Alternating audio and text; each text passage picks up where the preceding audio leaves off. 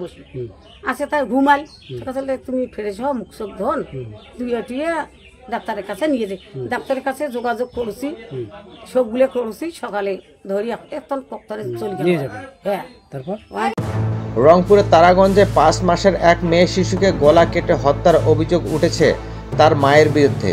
উপজেলার আজ সোমবার ভোরে উপজেলার পুরশা ইউনিয়নের পলাশবাড়ি গ্রামে এই শিশুটিকে হত্যা করার ঘটনা ঘটে।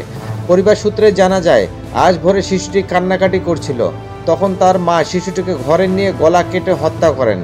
এরপর রক্তাক্ত মরদেহ তার স্বামীর হাতে তুলে দেন। ওই নারী মানসিকভাবে অসুস্থ, তিনি বেশ কিছুদিন ধরেই মানসিক সমস্যায় ভুগছিলেন। তাকে আজ চিকিৎসকের কাছে নেয়ার কথা ছিল। সকালে সরেজমিনে দেখা গেছে শিশুটির মৃত্যুর খবর পেয়ে অনেকেই বাড়িতে ভিড় করছেন। ছোট শিশুর মৃতদেহ দেখে অনেকেই কান্নাকাটি করছেন। মা তুলসী রানী উদ্ভ্রান্ত দাঁড়িয়ে আছেন।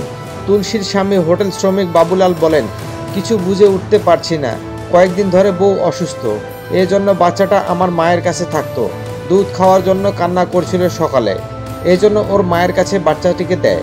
মেয়েটার কান্না থামলো, কিন্তু এভাবে থামবে ভাবিনি কোনদিন।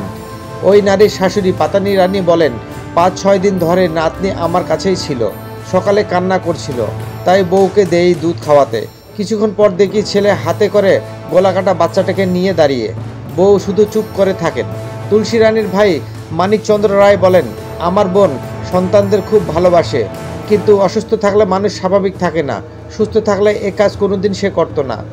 তারাগঞ্জ থানা ভারপ্রাপ্ত কর্মকর্তা ওসি এম এ ফারুক বলেন, ওই নারীকে আটক করা হয়েছে, তিনি শিশুটিকে হত্যার কথা স্বীকার করেছেন।